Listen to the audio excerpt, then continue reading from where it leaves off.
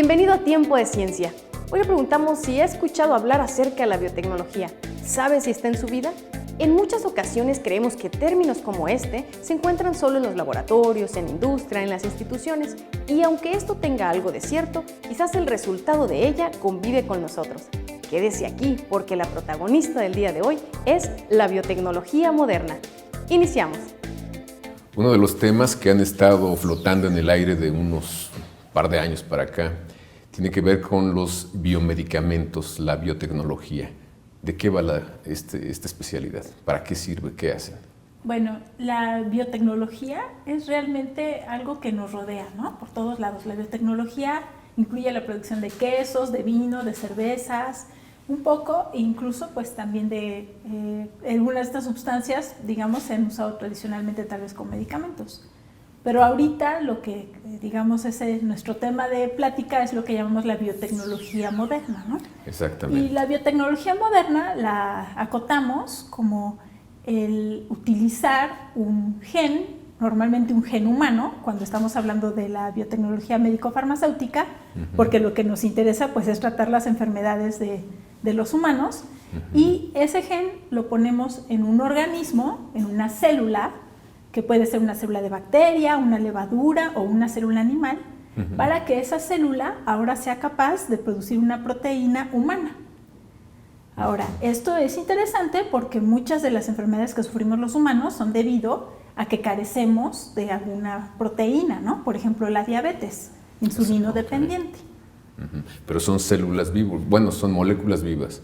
Bueno, las células son vivas, ¿no? Okay. Lo que producen las células, digamos, en cuanto a los medicamentos biotecnológicos que ahorita están en el mercado mexicano, son proteínas.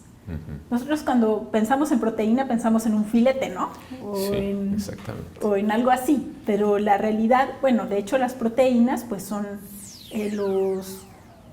nuestros ladrillos, el ladrillo de nuestro cuerpo, y son un poco, hasta les podemos llamar los obreros de nuestro cuerpo, porque las proteínas son capaces de realizar muchas de las funciones que están en nuestro organismo.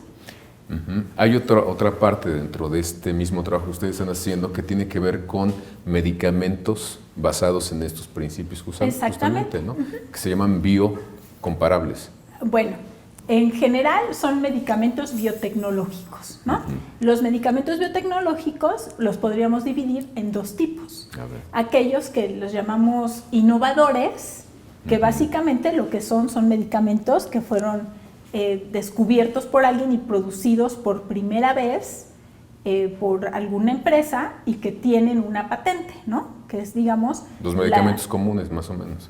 ¿O no? Sí, podríamos llamarlos así. Estas empresas que producen los innovadores tradicionalmente son compañías transnacionales muy grandes que invierten miles de millones de dólares en investigación y desarrollo. Desafortunadamente no en México. Por otro lado, están los medicamentos biocomparables, en donde lo que básicamente se hace es aprovechar que esas patentes ya vencieron para que... una vez que ya vencieron las patentes, cualquier persona puede producir esa misma molécula, ¿no? Entonces, un laboratorio distinto al que produjo por primera vez esa molécula, produce la misma proteína, porque realmente son proteínas, y que tiene una función igual o comparable, por eso llamamos biocomparable, a la del producto innovador. ¿Pero es el mismo proceso? ¿Siguen los mismos pasos o se llega a ese resultado por otro camino? Sí, bueno, la compañía innovadora no hace público su proceso, ¿no? A menos que tengan una patente del proceso, entonces ellos se ven obligados a publicarlo.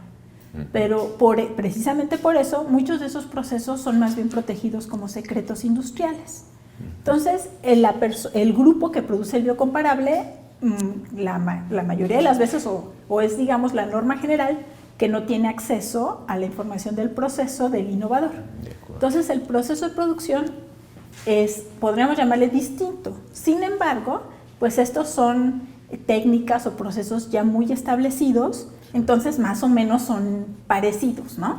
Así es. Y lo que hacen también las grandes farmacéuticas es que modifican, digamos, ligeramente su medicamento para volver a tener otra patente. Otra patente. Es el caso de la darbepoetina, ¿no? Donde originalmente había la eritropoyetina, que es una proteína muy parecida a la que tenemos los humanos, y ahora ellos crean una nueva molécula que ya no es como la humana, que se llama darbepoetina, y que no es más que una eritropoyetina modificada. Exactamente. Háblame un poco de las posibilidades, entonces, ya las estoy entendiendo poco a poco, pero también de los riesgos. ¿Hay riesgos? Bueno, pues el riesgo, o sea, la producción de cualquier cosa conlleva un riesgo, ¿no? Si tú fabricas en tu casa, cocinas tú un atolito y lo dejas afuera del refrigerador y te lo tomas mañana, pues a lo mejor ya está descompuesto y te hace daño, ¿no? O sea, existen riesgos desde el punto de vista de que son procesos, se van a producir medicamentos que van a ser utilizados en humanos y que deben fabricarse en condiciones muy estrictas que tienen que ver pues con el cuidado de que no haya contaminación, etcétera, ¿no? Desde ese punto de vista, el riesgo es compartido entre los innovadores y los biocomparables en cuanto a lo que es la calidad. Pero hay todo un equipo de científicos, de laboratorios, como aquí donde estamos en Morelos, que es un equipo del UNAM, que están dando seguimiento con esos pasos muy estrictos para tener medicamentos o biomedicamentos seguros, ¿no? Ajá, sí, de hecho las instancias reguladoras, tanto nacionales como internacionales, han fijado una serie de criterios para asegurarte de que esos medicamentos van a ser seguros. Ahora, recordemos que hay dos cosas aquí, seguridad y eficacia, ¿no? Entonces, en cuanto a la seguridad, la mayoría de los atributos que tienen que ver con la seguridad tienen que ver con cómo lo produces, ¿no? En que, pues, que esté producido de una forma, podríamos llamar, limpia, ¿no? Que no haya contaminación, etcétera. Y la eficacia, pues, está dada principalmente por las características de la molécula. Ahora, sí podría ser que alguna característica de la molécula pudiera hacer que tuviera un efecto secundario distinto al innovador, ¿no? Sí, seguramente, pero incluso los innovadores tienen efectos diferentes también en personas diferentes, ¿no? Lo que sucede con las proteínas recombinantes en general es que algunas de ellas tienen modificaciones que pueden, bueno, en general son modificaciones químicas o modificaciones que les da una enzima, o sea, otra proteína, que hace que sean más complejas que lo que nada más es la proteína. Una proteína es una cadena de aminoácidos, ¿no? Has escuchado, pues, en estos suplementos alimenticios, ¿no? Que contienen aminoácidos esenciales, por ejemplo. Entonces, eso es una proteína, una cadena de aminoácidos. Puede ser que esa proteína tenga además alguna modificación, un azúcar pegado, por ejemplo, o haya sufrido una modificación química cuando se produce, por ejemplo, que se oxide. Es una modificación que como que entendemos, pues, porque vemos cuando se oxida un metal, ¿no? Obviamente eso no se le ve a una proteína, pero el fenómeno es similar. Esas modificaciones son en general más complejas, podríamos llamarle, que aquellas que pueden sufrir los medicamentos químicos, los farmoquímicos. Por eso es que la industria, el producir un medicamento biotecnológico es más complicado, ¿no? Y algunas veces todavía no tenemos un conocimiento tan extenso de cómo funciona una molécula, por lo que pues siempre tratamos, lo número uno es la seguridad del paciente.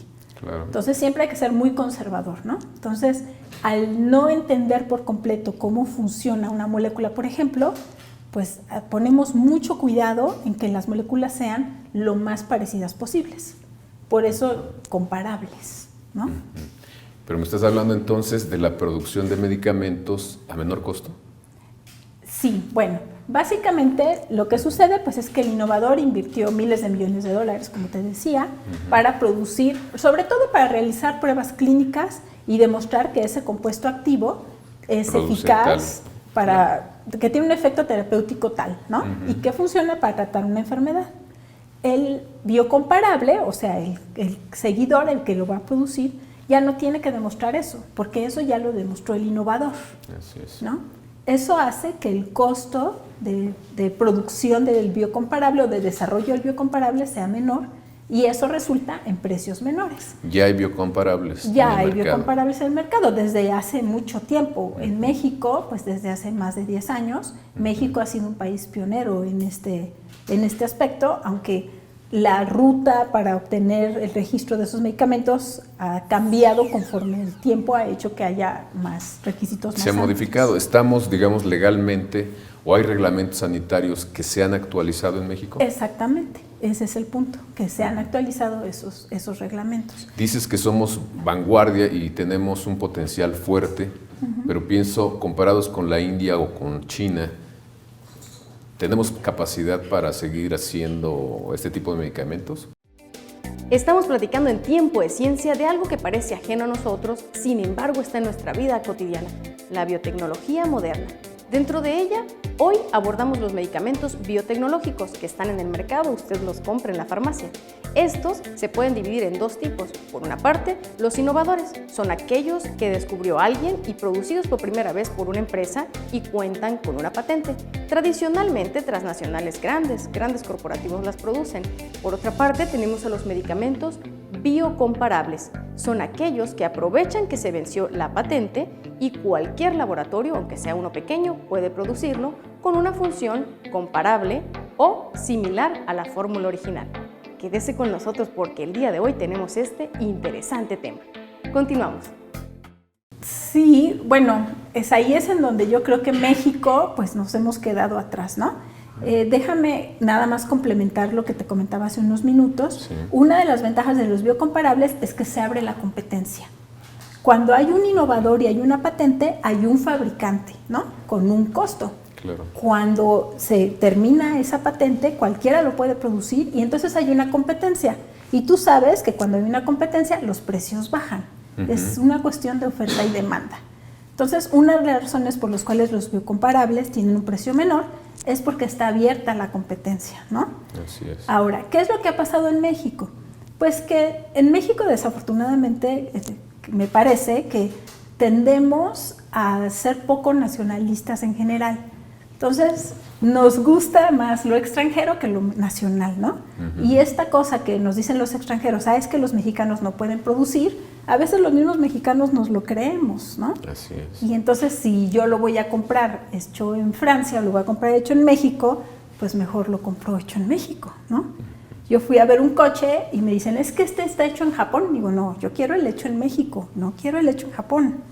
Pero el vendedor claramente se da cuenta que la gente prefiere el hecho en Japón, ¿no? Exactamente. Entonces, mientras que en India o en China son más nacionalistas. El mismo gobierno me parece que ha fomentado que se desarrolle la biotecnología de una forma mucho más acelerada que en México. Pero, por ejemplo, yo también me he enterado que la India y China o algunos laboratorios quieren invertir en las investigaciones que están haciendo ustedes aquí. Sí, bueno, esa es, digamos, otra de las cosas, ¿no? Que a veces, o también personas de fuera, pues se enteran más de lo que está sucediendo en México y están más dispuestos a hacer una inversión en el país, ¿no?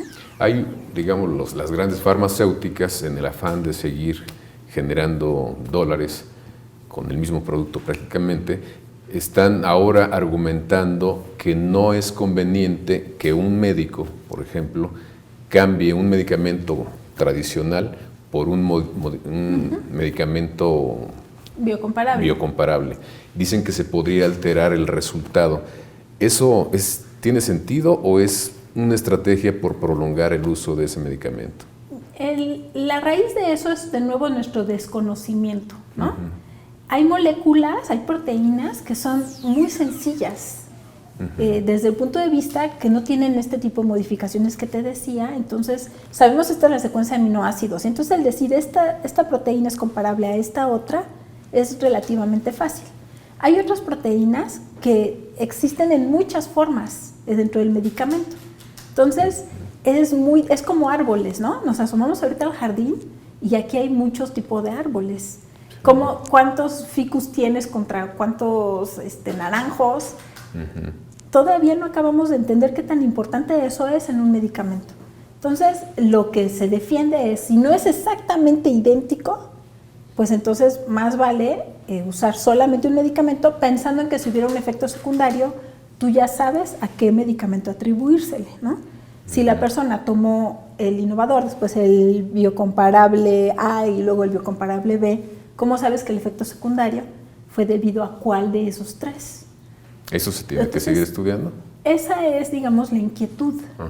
Yo considero que sí, y que conforme utilicemos más estas proteínas vamos a tener más conocimiento y vamos a poder tomar mejores decisiones. ¿Y qué hace falta, digamos, reforzar en términos legales para que esta industria, que yo le veo un potencial muy fuerte en México, pues siga desarrollándose?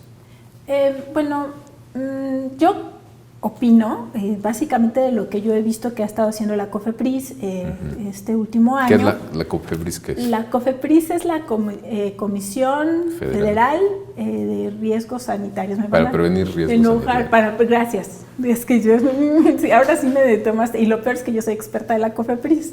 Yo formo parte del subcomité de productos biotecnológicos del Comité de Moléculas Nuevas de la COFEPRIS. Claro. Entonces, pues he estado involucrada en todo lo que ha sido pues precisamente estas cuestiones regulatorias y sobre todo pues en cuestiones técnicas, ¿no? Y acercarnos a los fabricantes con el fin de lograr que estos, o sea, fomentar la biotecnología mexicana, que ese es al final, pues el interés es que en el país se genere riqueza, ¿no? Y que esa riqueza pues permee, obviamente, pues como un bienestar. Bueno, y generas de dos maneras, ¿no? Porque produces más barato, vendes más barato, es más accesible, pero también lo está fabricando gente que vive en México. Y son productos de muy alto valor agregado, ¿no? Significa que hay buenos sueldos. Y por otro lado, pues mis alumnos, yo aquí como profesora en la UNAM, ¿a dónde van a trabajar mis alumnos si no hay empresas biotecnológicas nacionales fuertes? Entonces, porque el lado que quieras verlo, tiene mucho sentido seguir invirtiendo en esto. Exacto. Ahora, ¿qué ha pasado? Pues que la COFEPRIS realmente ha tomado un acercamiento pues actual, ¿no? O sea, de vanguardia actual, apoyando pues a lo que es la biotecnología en general y no favoreciendo a una biotecnología extranjera que pudiéramos llamarle así, claro. o a la nacional sobre la extranjera. O sea, se trata de defender, no de defender, se trata de fortalecer y utilizar obviamente pues aspectos científicos, ¿no? Apoyarse en la ciencia, apoyarse en resultados experimentales, en pruebas clínicas, no nada más en percepción o en de que a mí me dijeron, ¿no? Exactamente. Bueno, hay otro beneficio que estoy viendo por lo que dices y es el fortalecimiento de las instituciones universitarias o científicas, que imagino es el Politécnico también, es la UNAM, la UAM. El Tecnológico de Monterrey, el CIATEC, la Universidad Autónoma de Nuevo León, el CINESTAB, o sea, en Yucatán también hay un fuerte polo en desarrollo de biotecnología. Hay grupos muy fuertes en México, pero somos muy pocos. El problema que tenemos es de masa crítica. A mí me piden todo el tiempo, necesito a alguien que trabaje haciendo esto y me cuesta trabajo especialistas. Más especialistas, nos hace falta más biotecnólogos. A mí me faltan alumnos, o sea, mis alumnos salen y ya tienen trabajo.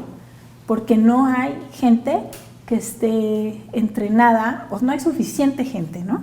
Porque hay gente excelente en el país, pero necesitamos más biotecnólogos. No, entonces, pues son buenas noticias las que nos estás dando, ¿eh? En este país así, camina a trompicones, esta es una beta de oportunidad increíble, ¿no? Mientras siga habiendo este apoyo, ¿no? Por un lado en la COFEPRIS, la confianza en el país, y los industriales, pues con el interés y la capacidad de invertirle a esto, que han visto que es un buen negocio, ¿no? Entonces, considero que la COFEPRIS realmente ahorita tiene una posición de vanguardia, o sea, fomentando a nivel mundial, la biotecnología, creo, ¿no? A nivel mundial, comparable. Y lo que ha hecho la COFEPRIS no es inventar el hilo negro, sino seguir los lineamientos internacionales, básicamente aquellos de la OMS, para pues asegurarse de que en México se vendan medicamentos biotecnológicos eficientes y seguros, ¿no? De nuevo, pensando que lo número uno es la seguridad del paciente. Claro, pero partiendo de eso y garantizándola, pues es un gran negocio. Yo tengo datos de hace 2 años en que, por ejemplo, todo lo que es la industria farmacéutica en Estados Unidos son $500,000 millones los que están manejando. Sí, es realmente mucho dinero. Es mucho dinero. Y lo que ha pasado pues es que los farmoquímicos también se han estado produciendo en India, en China, y esa competencia ha hecho que bajen los precios y que obviamente los márgenes de ganancia sean menores. Entonces, empresas farmacéuticas que producían esos compuestos están viendo que hay un margen de ganancia mayor en los biotecnológicos, ¿no? Y hay mucha resistencia, supongo, por el volumen de dinero que podrían dejar de percibir las grandes farmacéuticas. Sí, en Estados Unidos no aceptan mucho este tipo de medicamentos. No aceptan los biocomparables, y en México pues sí hay una presión muy fuerte, ¿no? No nada más a nivel, pues es a nivel político, a nivel público, o sea, o con los médicos o con el público en general, y también a nivel regulatorio, ¿no? En donde pues hay una presión, pues obviamente pues por conservar el nicho de mercado, ¿no? Es un nicho acotado totalmente, ¿no? Pero entonces, ¿podemos consumir estos biomedicamentos o medicamentos biotecnológicos con toda seguridad cuando ya están en el mercado? Si tienen registro ante la COFEPRIS, que es el caso de todos aquellos que están en el mercado, se pueden consumir con toda confianza. ¿Y qué tanto los médicos tradicionales acuden o recurren o recetan este tipo de medicamentos? Yo no tengo yo información específica sobre eso, sobre qué tal ha sido la aceptación, digamos, de los médicos en general. No te podría yo dar un valor o una idea, pues porque yo no he estado en ese frente, he estado más en el frente técnico, regulatorio, de producción, manufactura, etc. ¿Qué nos falta reforzar, insisto? Yo sigo pensando que lo clave es la gente, es que tengamos más personal capacitado, ¿no? En todos los aspectos de la producción de biotecnología. Y esto de la gente para mí también es una capacitación a los médicos y a los pacientes en general, ¿no? En donde los médicos entiendan realmente qué es un producto biotecnológico y cuáles son las diferencias o las no diferencias entre las opciones que ellos tienen para prescribir, ¿no? Exactamente. Pues algo más que nos quieras compartir. No, bueno, pues agradecer que estén aquí en Cuernavaca, en el Instituto de Biotecnología, que hayas venido aquí a visitarnos y bueno, pues invitar a la gente, que espero que no requieran medicamentos biotecnológicos, porque eso quiere decir que están sanos, pero por otro lado decirles que realmente la existencia de este tipo de medicamentos ha revolucionado la medicina totalmente, ¿no?